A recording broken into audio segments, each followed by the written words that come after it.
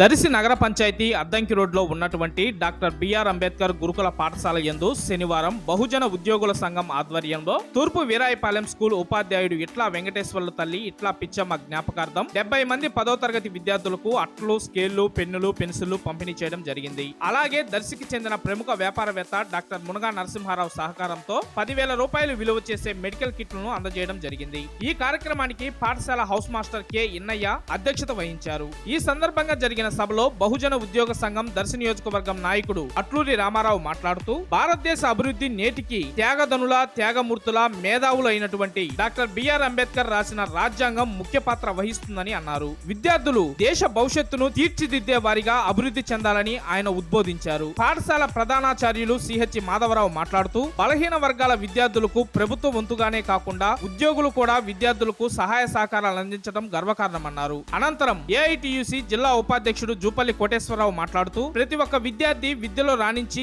శాస్త్రవేత్తలుగా ఎదగాలని ఆయన సూచించారు. ఈ కార్యక్రమంలో పాఠశాల కమిటీ చైర్మన్ దాసరి ఏలియా, మునగా నరసింహారావు సహకారంతో మెడికల్ కిట్ ను పాఠశాల ప్రిన్సిపల్ కు అందజేశారు. ఈ కార్యక్రమంలో దాత అయిన ఇట్లా వెంకటేశ్వర్లను ఉపాధ్యాయ సిబ్బంది, విద్యార్థులు మరియు బహుజన ఉద్యోగుల సంఘం తరపున ఇట్లా వెంకటేశ్వర్లకు శాల్వా కప్పి పూలదండలు వేసి ఘనంగా సత్కరించడం జరిగింది. ఈ కార్యక్రమంలో బహుజన ఉద్యోగ సంఘం నాయకులు వి లక్ష్మణ్ నాయక్, పాఠశాల ఉపాధ్యాయులు, సిబ్బంది, విద్యార్థులు తదితరులు పాల్గొన్నారు.